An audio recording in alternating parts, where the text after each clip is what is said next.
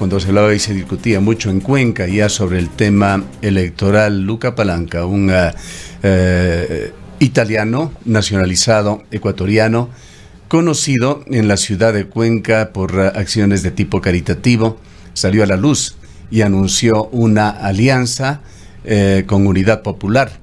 Se hablaba sobre la posibilidad de que él podría convertirse en candidato para la ciudad de Cuenca, pero para la alcaldía de la ciudad de Cuenca, pero al mismo tiempo hacía un llamado para que se conforme un frente amplio que lleve a las mejores personas a una eventual candidatura por esta alianza. Recordemos las palabras que hace aproximadamente tres semanas daba Luca Palanca a los periodistas de esta ciudad. Yo hace meses me estoy reuniendo con casi la totalidad de los partidos, de las fuerzas políticas. Por esto que yo, conversando, quise proponer a los movimientos, gremios, partidos que por mi criterio son personas que vale la pena. Son personas que tienen buen interés de unirnos en una coalición. Yo hice un llamado a la unión porque esto necesita, porque la realidad actual de nuestra política es que un candidato va a ganar, sea por la alcaldía que por la prefectura. El malo es que ninguno en este momento puede tener la gobernabilidad y esto sería solo un mal para la ciudadanía. Entonces yo de hecho pedí a todos los partidos de dar un paso al costado en tema de ideología. No importa que sean de derecha, de izquierda, de centro, esto no tiene sentido a nivel local. Y pedí también a todos los líderes que quieren unirse de dar un paso al costado. Antes tenemos que hacer la coalición, la alianza, la unión de verdad para poder gobernar. Unámonos todos los planes de gobierno para sacar todos los mejores puntos. Están varios puntos. Tenemos en juego el tema de la inseguridad en la ciudad. No importa que no sea la principal tarea de una alcaldía o de una prefectura. Para mí lo es, porque el principal punto es el bienestar de nuestra gente. Y con la inseguridad una ciudad no puede desarrollar. Entonces, unir todos los puntos y después todos juntos elegir quién pueden ser los representantes de esta coalición. Yo soy uno de los principales posibles candidatos, por esto que hay muchas posibilidades que yo salga en una papeleta como alcalde o como prefecto. Mi afán no es ser alcalde o ser prefecto. Mi afán, como siempre, como lo fue desde cuando estoy aquí, desde hace casi una década, es el beneficio y el bienestar de nuestros ciudadanos, es servir a nuestra ciudad. Sin embargo, todos me dicen que llegarán atacos, seguro que sí, intentarán de atacar mi honorabilidad, intentarán de decir que todo lo que yo hice en 10 años era campaña electoral. Sin duda impugnarán mi eventual candidatura, porque dirán que yo no nací en Ecuador. Próxima semana seguramente sabremos todos los candidatos. Luca Palanca, ciudadano italiano nacionalizado ecuatoriano, que se ha ganado el aprecio y el respeto de la ciudadanía por sus acciones filantrópicas que ha realizado desde hace varios años sin ninguna conexión con temas políticos o electorales, así este llamado. Había señalado que se ha hablado con casi la totalidad de las fuerzas políticas para tratar de configurar una coalición y continuaba con ese llamado a la unión, exteriorizando su desinterés personal en ser candidato. Finalmente, al momento, Luca Palanca es el candidato a la alcaldía de Cuenca y Sebastián Ceballos, director del Movimiento Unidad Popular a nivel nacional, es el precandidato a la prefectura de La Suay. Lamentablemente, este hecho no se dio en el ámbito de la ciudad de Cuenca y la provincia de La Suay con partidos legales. No se pudo, lamentablemente, llegar a una alianza. Sin embargo, debo yo anunciar también que en la lista, en el equipo, en el proyecto de Luca y de Sebastián, se han integrado artesanos, se han integrado maestros, se han integrado distintos colectivos barriales que han conformado la lista que hoy le presentamos como una propuesta nueva, insisto, a la provincia de La Suay, y en este caso concreto al Cantón Cuenca. Las alianzas que hemos realizado, todas por supuesto, están en el marco de gente honesta y en el marco de esta tendencia de cambio, de transformación que necesita la provincia de la Azuay. Todas, insisto, en el marco además de la lógica política, no como ahora vemos varias alianzas que están completamente desordenadas, desubicadas, que salen incluso del sentido común. Nuestra alianza es una alianza ética, es una alianza honesta, es una alianza de principios con gente nueva que quiere como único interés transformar la ciudad y la provincia de la Azuay. Sebastián, muy buenos días. Hablando de gobernabilidad, quizás uno de los temas que preocupa por la experiencia, no solo aquí en la ciudad de Cuenca, sino en otras ciudades del país, es la dispersión del voto frente a la gran cantidad de candidatos. Ahora tenemos 11 precandidatos, probablemente serán 11 candidatos a la alcaldía de Cuenca, 10 a la prefectura de El Azuay, y luego esto, con toda la dispersión del voto que puede provocar, puede llevarnos en algún momento a tener un alcalde, un prefecto con un 20%, con un 18, 19% para gobernar tanto la ciudad como la provincia. Esto no se ha logrado cumplir en el contexto de lo que le escuchamos a Luca Palanca hablando sobre la necesidad de tener una gobernabilidad. En Cuenca ustedes no lograron tener otras alianzas más, es decir, está Luca con algunas organizaciones sociales y Unidad Popular.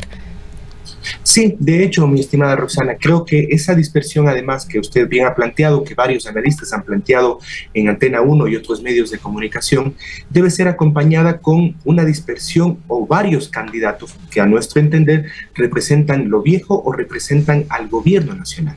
Y le voy a poner varios ejemplos muy concretos. Hay la lista oficial del gobierno, aquella que está auspiciada por Creo.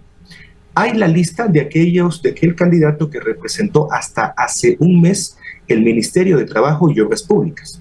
Para mí, esa también es una lista del gobierno, aparte de ser una lista de los mismos de siempre.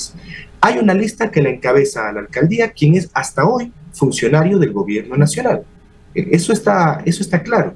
Es decir, son varias listas, y me parece a mí una apuesta que hacen los mismos de siempre, divididos en varias listas, porque no se han podido poner de acuerdo entre ellos para presentarle una propuesta, digamos, a la ciudad de Cuenca. Y claro, en esas listas priman los intereses, prima tal vez la estrategia de parte del gobierno central para tener varias listas y así poder tal vez llegar al electorado cuencano. Yo creo que esta vez esa dispersión no va a ayudar a los mismos de siempre.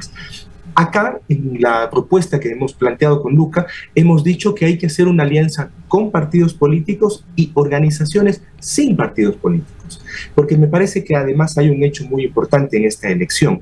La gente llega o va a llegar al 2023 con una suerte de hartazgo en lo que han sido los partidos políticos de siempre, aquellos que ya han gobernado la provincia o aquellos que han gobernado o están gobernando el país, aquellos que son responsables de la crisis que tiene la provincia de la Azuay, la ciudad de Cuenca, con quienes además se nos ha hecho muy difícil tener un diálogo político que deje atrás precisamente esas prácticas. Con Luca hemos dicho, las líneas rojas, por ejemplo, son el gobierno y todos los partidos del gobierno, porque ahora hay varios que se reclaman gobiernistas, aquellos que ya gobernaron la ciudad y la provincia de alguna forma y que, insisto, son responsables de esa crisis que vive nuestra ciudad, nuestra provincia y que nos duele tanto. Por lo tanto, me Ceballos, nuestro propósito el día de hoy, por supuesto, es conocer más sobre usted y sobre el proyecto que usted pretendería llevar adelante en la prefectura de la Azuay, pero es necesario conocer algo más de quién le acompaña en esta fórmula que de alguna manera ha sido gestor, Luca Palanca. Primero empecemos por su nombre. Entendemos que Palanca en italiano suena como tal, palanca, no hay el sonido de la ñ. Quisiéramos que nos aclare, es un hombre público y vamos a estar permanentemente mencionándolo, cuál es la forma correcta de pronunciar su apellido. Y sobre todo, cuéntenos, ¿quién es Luca Palanca? Más allá de ese importante y además silencioso trabajo filantrópico que ha ido realizando en la ciudad desde hace varios años. Gracias, Gustavo. Luca Palanca, dice él, se pronuncia, es un ciudadano ecuatoriano, nacionalizado ecuatoriano, que obtuvo su nacionalización, por honores por parte del gobierno del Estado ecuatoriano. Es un ciudadano que hace 9 años que pisó territorio nacional, se enamoró de Cuenca, se enamoró de la Azuay y decidió interrumpir ese viaje que tenía previsto por Sudamérica para quedarse en esta ciudad. Y luego de tomar esa decisión que me parece estratégica, fundamental en su vida, decidió supervivir, lo que todos conocemos o alguna parte de la ciudad conoce, que intentó emprender en un negocio de su pizzería. Y se dio cuenta, sin embargo, de que esta ciudad, Sudamérica, Latinoamérica, el Ecuador y sobre todo Cuenca, tienen altos índices de pobreza y de gente que ni siquiera podía poner un pan en su barriga en las mañanas. Y entonces, con aquello que se hacía en la pizzería, empezó a generar lo que se llamaban los desayunos para la gente más pobre de la ciudad. Ahora usted puede ver, seguramente a esta hora se están armando largas filas, son cerca de 300 personas quienes desayunan gratuitamente en el local de Luca Payanca, y esta obra social empezó a generar en él una apertura de su corazón y de nuevas visiones para la ciudad y la provincia. Hoy Luca encabeza un proyecto que se llama Todos Somos Uno, que pone al centro medicina y salud gratuita para esa gente desposeída, los desayunos y las ayudas con kits en los lugares más extremos de la ciudad de Cuenca y de la provincia de La Suay. Y este ayuda social le llevó a Luca a repensar el por qué las autoridades, teniendo el poder, no pudieron solucionar la vida de esa gente que él ayudaba diariamente. Entonces, hace algunos meses tomó la decisión estratégica, digo yo, en su vida, de incorporarse a la política con un solo fin, con el fin de armar un proyecto distinto, nuevo, con varios actores honestos, distintos y nuevos, para llevar a la provincia de La Suay, a la ciudad de Cuenca, esta necesidad de cambiar la actual estructura que hace que esas personas no puedan desayunar en las mañanas. Ese es el único fin que tiene Luca. Y en medio de eso, mucha gente, muchos ciudadanos han pedido que él encabece este proyecto que hoy lo tiene como candidato a la alcaldía y que ni de lejos supuso que esa decisión que tomó hace 9 años tenga como prioridad, digamos, el ser alcalde. Esta idea, esta definición que tiene Luca nace hace algunos meses y producto de que mucha gente dijo: lo que haces ahora privadamente con tu pizzería puedes llevarlo a cabo en la alcaldía y en la prefectura. Ahora, Sebastián, si bien ha sido una loable acción la que ha venido desarrollando Luca aquí en la ciudad, creo que es reconocida en general por los cuencanos y por gente de fuera, nos preguntamos y le preguntamos también a usted cómo él va a enfrentar la administración pública, cuál es la experiencia que él tiene. Una cosa podemos decir que es hacer labor social, la filantropía por un lado, incluso apoyado de importantes donaciones, pero otra es planificar una ciudad, otra es entender esas lógicas complejas de la ruralidad, del sector urbano, en este caso de Cuenca, de planificar una ciudad, pero sobre todo enfrentar lo que implica la gestión pública, que además en nuestro país no es nada fácil. De hecho, Roxana, y creo que el primer elemento para la administración pública es conocer la realidad de la gente. Ahora vemos a muchos que son candidatos que hablan detrás del escritorio. Hay algo que tiene fundamentalmente Luca, que es conocer hasta los más recónditos parajes que tiene nuestra ciudad y nuestra provincia. Él ha ido a los lugares más recónditos, por ejemplo, de Molleturo, de Chaucha, de Quinjeo, de Chiquintá, de Checa, donde la ayuda social de Luca ha llegado. Y no es que la gente va hacia su lugar de trabajo, sino Luca es en territorio quien ha palpado la realidad de la gente, la pobreza, la crisis, la migración, que son elementos que, digamos, grafican la realidad de nuestra provincia. Ese es un principal elemento para ser un buen administrador. Segundo, vale decir que Luca es un ingeniero en suelos, reconocido su título en el país, y entiendo que está en proceso de reconocimiento para el Estado ecuatoriano. Él tiene aquella visión... No tiene inscrito su título en la Cenecid, entenderíamos. No. Sí, entiendo que está en proceso de reconocimiento, es así, pero esa profesión que tiene Luca, en varias tardes que hemos conversado con respecto al programa, le ha servido para identificar precisamente los problemas, además, estructurales que tiene la ciudad y la provincia. Hemos conversado, por ejemplo, con Luca, que es increíble ver la desconexión que tiene la ciudad, la provincia, con respecto a otras provincias, con respecto a los 2 puertos más cercanos, con cerca de 180 kilómetros cada uno de distancia. Me refiero a Machala y me refiero a Guayaquil. Este es un segundo concepto que va a plantear Luca ya en la campaña, será él quien plantee su programa de gobierno. Y hay un tercer elemento. Por supuesto que todo lo que le falta a Luca lo que me falta a mí de conocimiento en términos de administración pública, tiene que suplirse sobre la base de un proyecto y sobre la base de un equipo.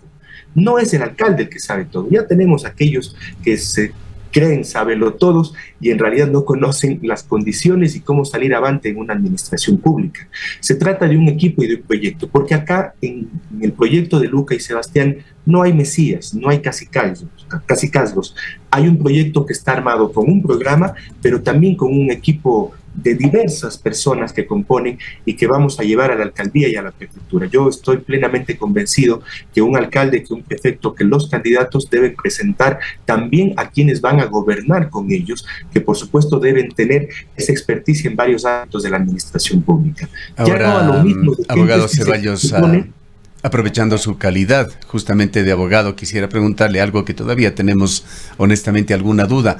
En diálogo con Teodoro Maldonado, el director del CNE, le entendimos que las candidaturas, aquellas anunciadas hasta el momento o precandidaturas, no están en firme, que estas solamente quedarán registradas luego del 20 de agosto y que en el interín hay aún espacio para que algunas puedan eventualmente ser descalificadas. Incluso las listas pasan por la lupa del CNE para que cumplan con todos los requisitos, pero que eventualmente podrían incluso darse coaliciones. Ante todo, aclárenos, ¿esta posibilidad realmente existe y qué tan firmes serían las dos candidaturas por ustedes presentadas? Hay un tema legal y un tema político, mi estimado Gustavo, y el tema político lo resume en una frase.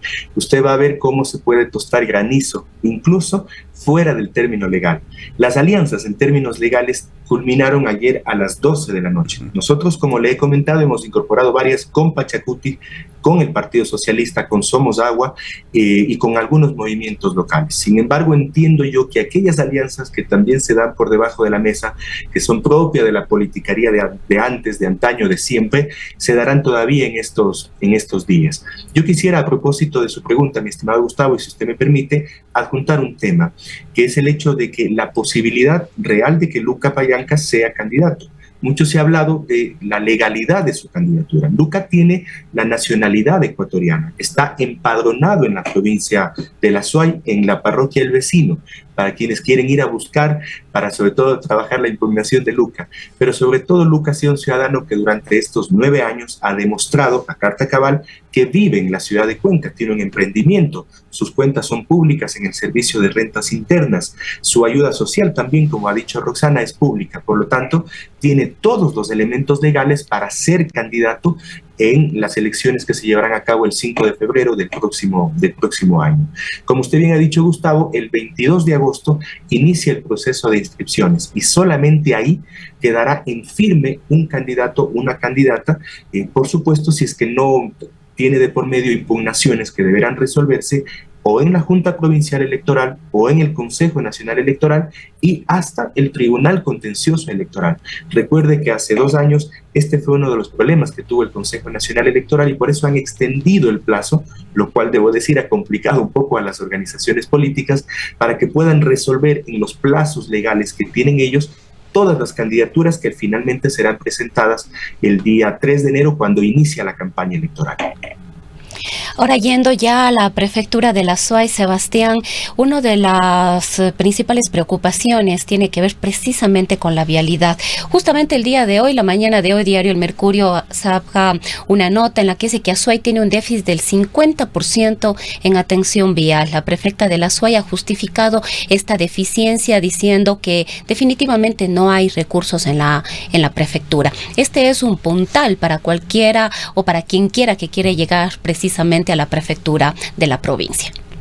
Sí, de hecho, son cerca de 6.000 los kilómetros que digamos que corresponden a la provincia de La Suay. 500 de ellos lo que corresponden a las vías estatales. Esas han sido directamente afectadas por un invierno cruel que ha afectado todas las vías de la provincia de La Suay, toda la red vial de la provincia de La Suay.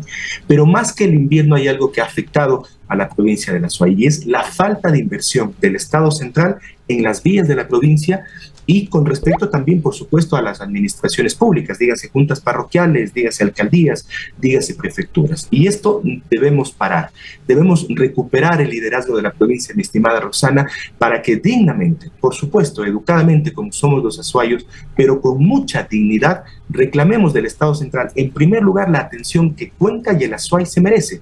Y es que no puede ser que seamos la provincia número 14 en atención vial. No puede ser que en los últimos 10 años, de todo el presupuesto del Ministerio de Transportes y Obras Públicas, tan solo el 3% haya venido para la provincia. Lo primero que hay que hacer es poner en orden la casa. Lo segundo, me parece que es, y creo que debe ser de los primeros ordenanzas aprobadas en la prefectura que ganemos precisamente con Luca y con Sebastián, es declarar en emergencia vial la provincia de la Azuay. ¿Qué significa esto?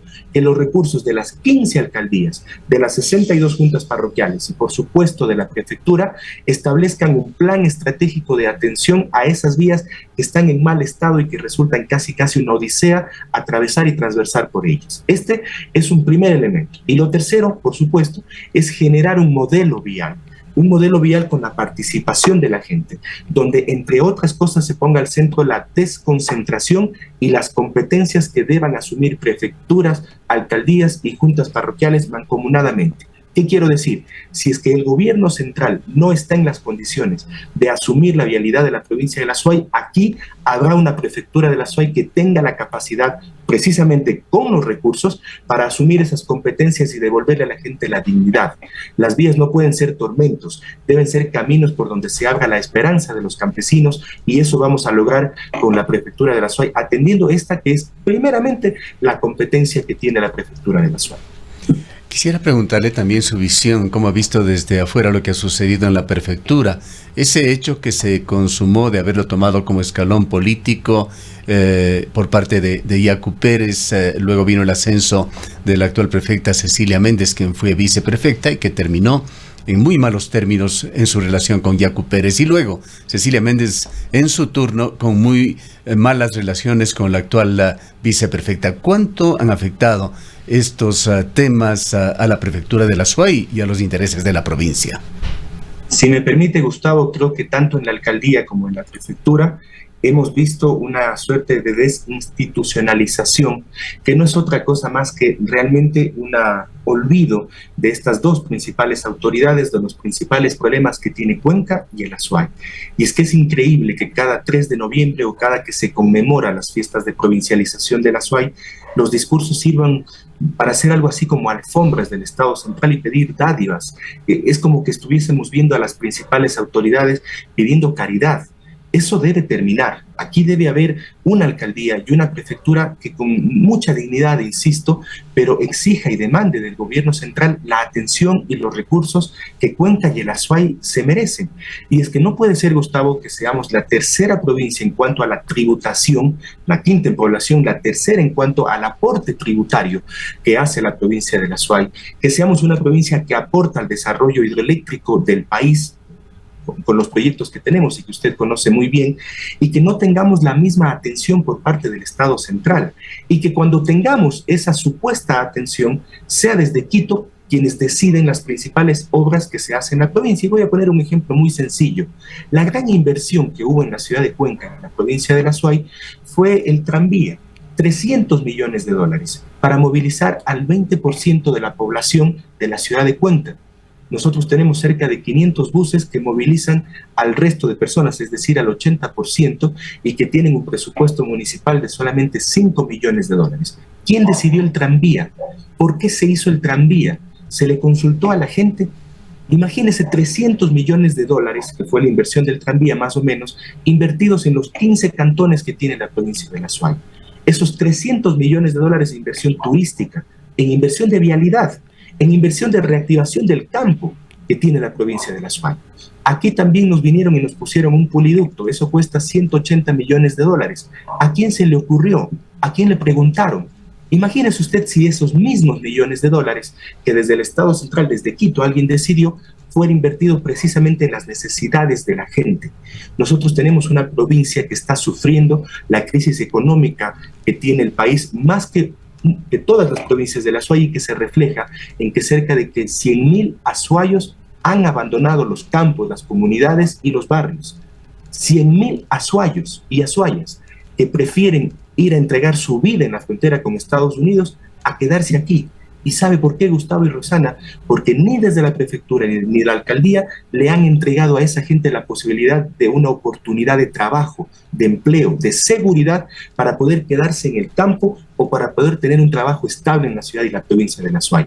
Eso tiene que parar y eso vamos a cambiar con un plan integral para reactivar el campo, para reactivar la vialidad y para dotarle de seguridad y empleo a la gente. Sí, hay algo que quizá no se puede poner en duda de su movimiento Unidad Popular, del Movimiento Popular Democrático, es su coherencia ideológica. Les ha traído muchos problemas. Rafael Correa les calificaba como los tirapiedra. Sin embargo, ustedes apoyaron a Rafael Correa en las instancias iniciales, apoyaron también a Lucio Gutiérrez. No recuerdo claramente la posición del MPD o Unidad Popular entonces ya con el ex presidente, se me escapa el nombre. Lenín Moreno. Lenín Moreno, muchas gracias a Rosana. Con Lenín Moreno, ¿qué posición ocuparon ustedes? Pero el MPD como tal individualmente no ha tenido mucho éxito electoral en los últimos años, más allá de estas coaliciones, que al final dieron un resultado bastante deplorable. Fíjese, yo creo que hemos tenido durante nuestra vida política muchos errores, aquellos que la gente ha juzgado. Sin embargo, también aciertos, como usted bien ha dicho, y le agradezco su comentario, de una definición clara en términos ideológicos. Ayer justamente conversaba con mi familia, con mi esposa, con mis padres, de ese momento de respaldo, por ejemplo, a la Constitución del 2008. Si ese momento se volvería a repetir, yo estuviera de acuerdo en respaldar no al presidente Correa, sí a esa Constitución del 2008, que creo que es un referente latinoamericano y mundial, porque entre otras cosas consagra los derechos de la naturaleza, que son los que hoy nos permiten pelear como Recoveco, por ejemplo, el hecho de que no haya minería en Quimsacocha, de que no haya minería en las fuentes de agua y en los páramos, de que los sectores estratégicos le pertenezcan más al Estado que a las empresas privadas. Digo simplemente como un ejemplo. Hemos tenido también aciertos electorales, Gustavo. Fíjese que hace 2 años, en conjunto con Pachacuti, tuvimos la mayor votación y el favor de la gente, y tuvimos 2 asambleístas, digamos, en esta suerte, esta tendencia muy importante que siempre ha habido en la provincia de La Suay, de esta tendencia de cambio, de defensa del agua, de defensa de los derechos de las mujeres, de esta tendencia de avanzada que creo que está en la gente, que está en la conversación de la gente, y que creo que en esta elección también se va a llevar, se va a expresar en las urnas. Creo que nuestra provincia no ha votado históricamente por la derecha, ha votado por estas propuestas de cambio, de transformación, y en varias de ellas nosotros hemos tenido la oportunidad de participar. Tal vez usted se refiere a que hemos sido muy generosos y muchas de nuestras figuras, en el caso de la provincia, no han estado en los puestos estelares porque hemos planteado más bien la necesidad de la unidad. Y esta no ha sido la excepción. Sin embargo, hemos tenido la oportunidad ahora de que Luca, como un gran amigo, nuestras organizaciones, la gente que compone esta alianza, nos ha planteado la posibilidad de asumir el reto a la prefectura. Yo no he sido candidato protagonista en los últimos años, porque he creído que siempre una primera cualidad del político es saber desprenderse en el marco de un proyecto más unitario, más democrático, donde todos puedan incluirse. Ahora me ha tocado a mí y pretendo hacer de esta campaña una campaña de propuestas, de alegría, pero sin dejar de decirle a la gente la verdad y quiénes son los responsables de esta crisis muy profunda que vive la provincia. ¿Qué puede decir usted de quienes competirán con usted por la prefectura? Existen ya 9 candidatos perfectamente identificados. ¿Cuáles son sus antecedentes políticos de este tema tan importante de la coherencia ideológica, de su pasado en la política? ¿Cuánto conocen a la provincia? ¿Qué consecuencia han tenido en su vida pública entre lo que predican y lo que practican? Vea, usted y la ciudadanía serán quienes juzguen, digo usted, los medios de comunicación. Sin embargo, yo debo decir, porque a mí me gusta hablar con la verdad y con la frontalidad, de que, como hemos dicho al inicio de la entrevista, hay varias propuestas, me parece, que responden a los mismos de siempre y que hoy se han cambiado de camiseta y que pretenden mostrarse como fuerzas renovadoras. Esas mismas propuestas que me parece están articuladas de varias formas al gobierno del presidente Lasso, insisto. Tenemos la candidatura oficial del presidente Lasso, quien es un viceministro, hasta hace pocos días. Tenemos un candidato que hasta hace poco fue ministro de Obras Públicas, candidato a la prefectura del gobierno del Vayamos nombrándolos para que no se generen confusiones o quedarnos en lugares comunes. El candidato oficial del gobierno, entiendo, es hasta el día de hoy el señor Diego Monsalve, viceministro del Ministerio de Inclusión Económica y Social, viceministro del señor Esteban Bernal. Diego Monsalve viene directamente con el auspicio de Creo.